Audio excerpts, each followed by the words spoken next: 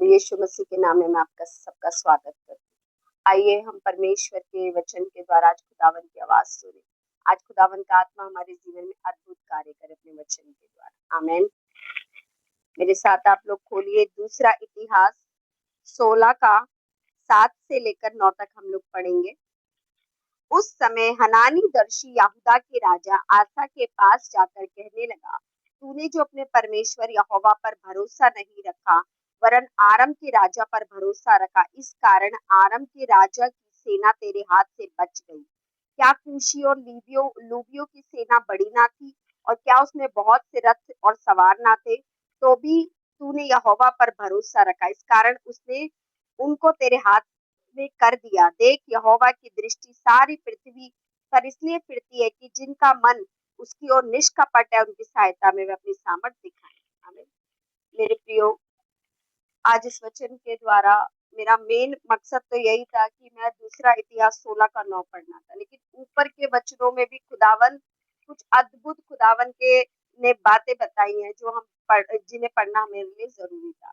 दूसरा इतिहास में हम पढ़ेंगे 15 और 16 अध्याय में। आप लोग इसे आराम से पढ़िएगा। आसा राजा के बारे में जिक्र किया गया है। आसा राजा परमेश्वर की दृष्टि में उसने वही काम करा जो खुदावन को अच्छा लगता था, और खुदावन से उसने प्रार्थना करी। बहुत से राजा आसा राजा को मारने के लिए आए, और आसा राजा ने प्रभु की ओर देखा, परमेश्वर से सहायता मांगी, प्रभु ने उसकी सहायता करी। लेकिन 16वें अध्याय में क्या हो रहा है कि आसा राजा ने प्रभु की ओर भरोसा न रखकर बेनहिंद राजा की ओर भरोसा कर लिया। उसके साथ एक वाचा बांध ली कि मैं तुझे सोना चांदी देता हूँ, तू मुझे मारियो मत और मेरे राज्य पर तू चढ़ाई मत करियो। उसी समय हम 16 के 10-7 में पढ़ते हैं तो एक हनानी दर्शी राजा के पास आया। उसने कहा कि हे यासा, क्या तुझे प्रभु पर भरोसा नहीं था?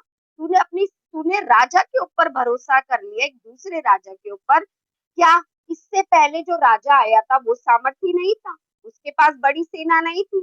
क्या यहोवा ने तुझे उसमें जीत नहीं दिलाई? तो परमेश्वर जब तुझे उस युद्ध में जिता सकता है तो इस युद्ध में क्यों नहीं?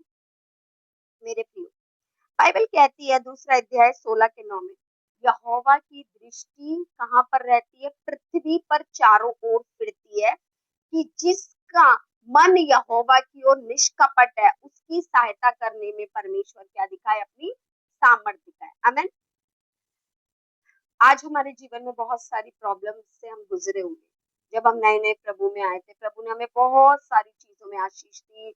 हमारी लाइफ में बहुत सारी प्रॉब्लम्स थी, प्रभु ने उन सब प्रॉब्लम्स को निकाला।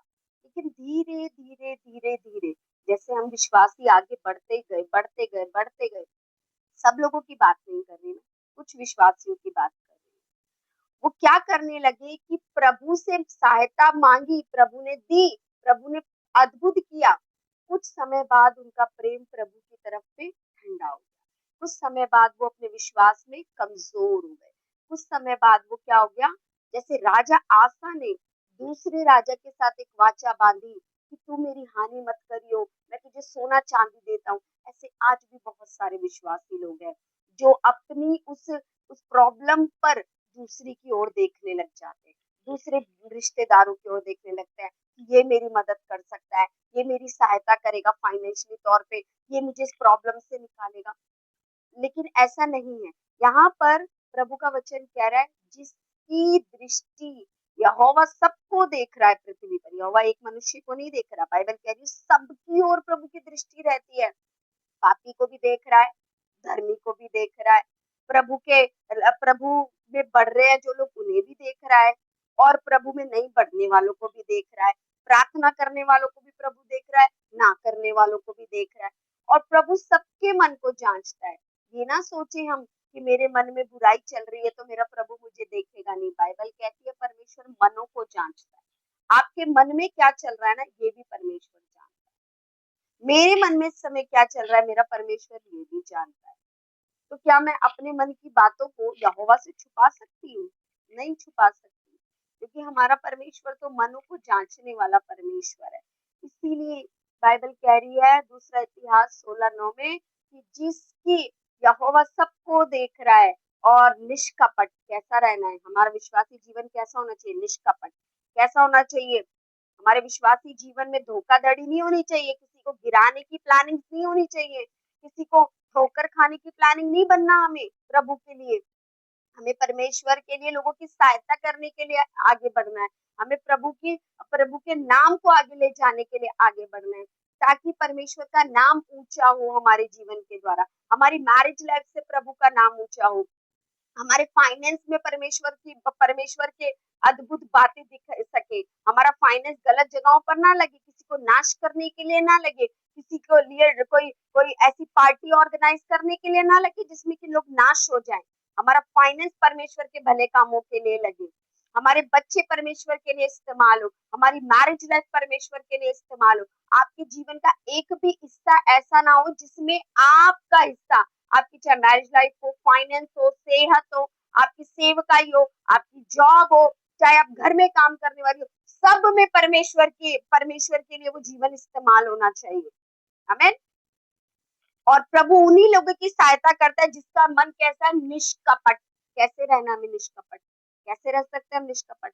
रोज अपने प्रभु से प्रार्थना करके, प्रभु मेरे मन में कोई भी कपट ना आने पाए, ना मेरे भाई को लेके, ना मेरी बहन को लेके, मेरे आस पड़ोस को लेके, मेरे रिश्तेदारों को लेकर, मेरे चर्च के लोगों को लेकर, पास्टर्स को लेकर, मेरे मन में किसी तरह का निष्कपट ना आने जाए। प्रभु मुझे मेरे अंदर से कपट दूर कर दीजिए, कोई भी कपट मेरे अंदर ना हो परमेश्वर, मैं कोई कोई कोई ऐसा काम ना करूं प्रभु जो आपको अच्छा ना लगे।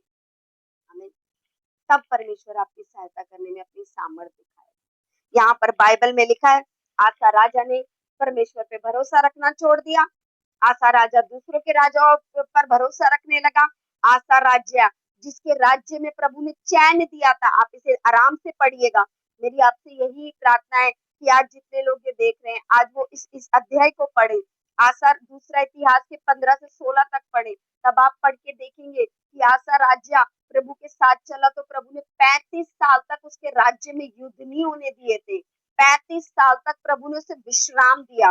और जैसे ही आसा राजा प्रभु की उपस्थिति से हटा, प्रभु की आज्ञाओं से हटा, तुरंत उसके साथ क्या हुआ?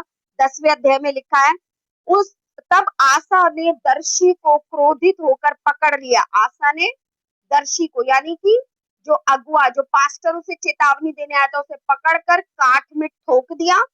और इस बात और उसी समय आसा राजा अपनी प्रजा पर क्या करने लग गया? अत्याचार करने लगा। कितनी अद्भुत बात है! एक राजा प्रभु में जुड़कर लोगों के साथ भलाई कर रहा है, प्रेम कर रहा है, लोगों से दया दिखा रहा है, जैसे वो प्रभु से हटा, उसके अंदर क्या आ गया? डीमंस। उसके अंदर क्या आ गए? शैतान की वो, उसके अंदर क्या आ गए? लड़ाई झगड़ा, उसके अंदर क्या आ गए? लोगों पे अत्याचार करने वाली आत्मा उस पे हावी हो गई। उसने पास्टर को भी ठुकवा दिया, अगुए दर्शी को भी उसने ठुकवा दिया काट।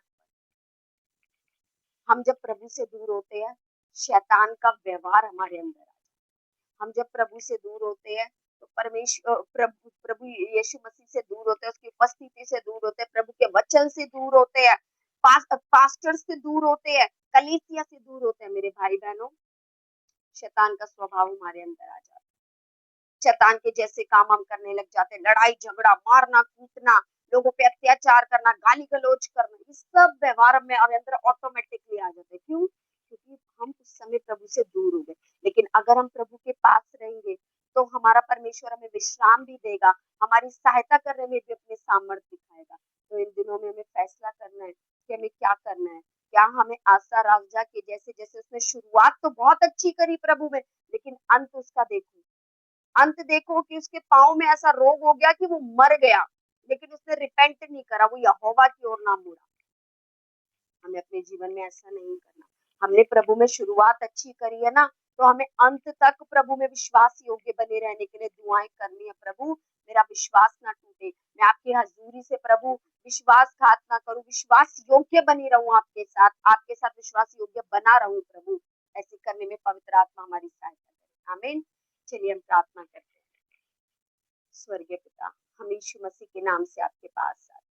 खुदावन, हम इस वचन के लिए आपका धन्यवाद करते हैं। मैं प्रार्थना करती हूँ पिता, जितने भाई बहन आज इस वचन को पढ़े पिता, खुदावन उनके जीवन में उन्होंने जो शुरुआत प्रभु खुदावन परमेश्वर मसीह में पिता अच्छी करी है पिता, आपके साथ लिपटे रहे, अंत तक प्रभु आपके साथ लिपटे रहे पिता। ऐसी मदद और उनकी सहायता करिएगा खुदा।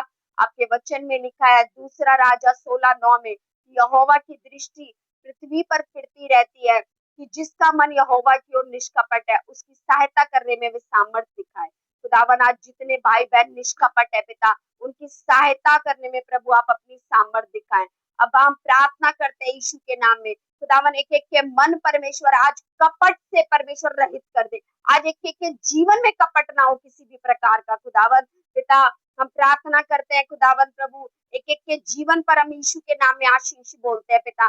पिता भाई बहनों, अपने भाई बहनों के जीवनों में जो मैं देख रहे सुन उनके परिवारों पर उद्धार बोलते हैं पिता। उनके जीवनों में आशीष है, फाइनेंशियली बड़े ब्रेक थ्रू आए, कर्जे यीशु के नाम से खत्म हो in the name of Jesus.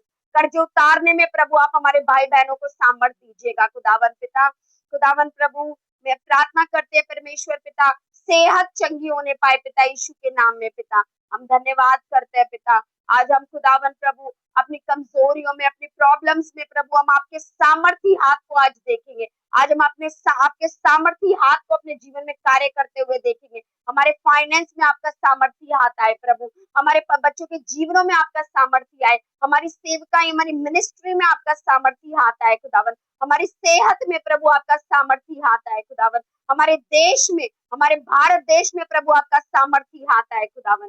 हम आपका धन्यवाद करते हैं पिता। सारे पास्टर्स को आपके हाथ में देते हैं, सेवकाइयों पर प्रभु यीशु मसीह हम आशीष बोलते हैं खुदावन। हम आपका धन्यवाद करते हैं पिता। धन्यवाद खुदावन, हम मांगने से बढ़कर आपने हमारे लिए करा, धन्यवाद पिता। Thank you Jesus. प्रभु यीशु मसीह के नाम में इस दुआ को मांगते हैं, आमीन आमीन आमीन। सबको जय मसीह की।